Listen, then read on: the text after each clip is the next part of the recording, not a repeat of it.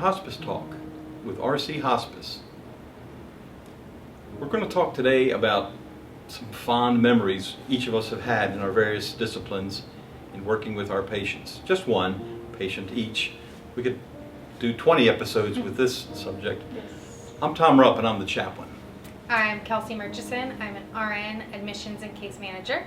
I'm Tyann Minyard and I am a home health aide. I'm Emily Gwindon and I am a RN case manager. One of the experiences I can think of is I've had a patient recently that with the COVID-19 her family was unable to visit her.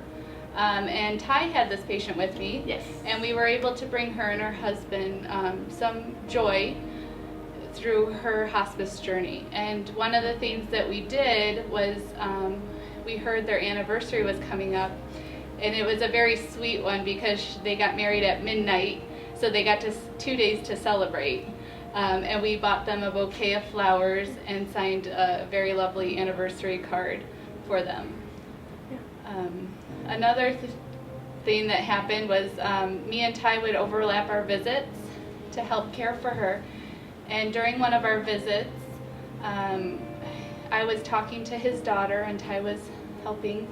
You can. I was just letting you know, but anytime. Yeah. She's referring to a time when, especially with this patient, we like to be together because we can both assist her in moving and turning, so we can get it all done at once, so it's not as painful when it's spread out.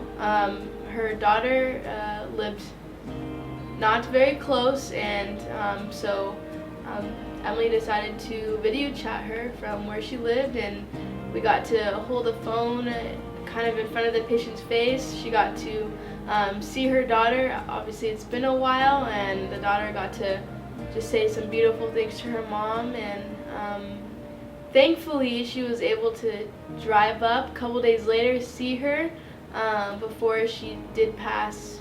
What was that, 2 days later after she saw her? Yeah, about 2 to 3 days after. Yeah. So, and the family was all able to visit.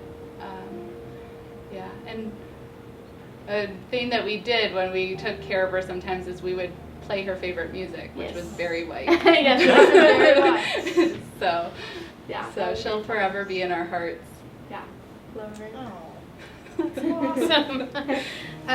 One story I have is, there's a patients, they've lived long lives, so they have all these kinds of stories, and they like to reminisce a lot. I actually found out, one of our patients was a songwriter. He got songs that were published and all that kind of stuff, and so he's like, okay, no, I want you to stay and listen to my songs. So I stayed, and his wife got us the songs playing, so we sat in the living room, and he was like, okay, did you like it? Did you like it? And I was like, it was beautiful. And so he was so proud of the things that he's done, and he's done so many things throughout his life. It was just really cool that he was like really wanted to share it, because he brought up music, and then he was like, I wrote a song. I was like, what? He's like, yeah, I wrote a couple. That's cool. And stuff. It was pretty cool. It was just he got so excited to get to share it with other people. Yeah. That's very cool. I'm thinking about a patient I've visited. As a chaplain, I approach our patients on their levels of spirituality or whatever. There are some who do not believe in God or have a very nominal relationship in that regard. And then there are some who are staunch Christians. And this lady is a staunch Christian. Yes, And so when I come to her house, they pull out the hymnal. I bring my harmonica and play the hymns with them. We sing the hymns. I can say this much about this patient. She's over 100 years old and still knows all the books of the Bible in order. She knows all the words to the hymns.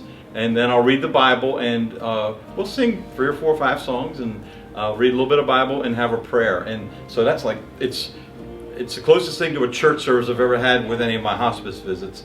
But they want it and they like it. And I can tell also, not just for the patient, by the way, but for the family. I can tell because they're not able to get out right now, really. They're tending 24/7 to their mom. And so it's actually, I'm noticing they all have their little hymnals. And so it's our little group thing at the table, all 4 or 5 of us, every time I show up there. So that's an excellent thing for me. I feel good about this. Yeah. I'm hoping they feel good. I think they do. But boy, I feel good about this. It makes me feel really fulfilled. What's the word? Where I've done what I'm called to do. Yeah. And it's an excellent thing. I know we're making good memories for the family.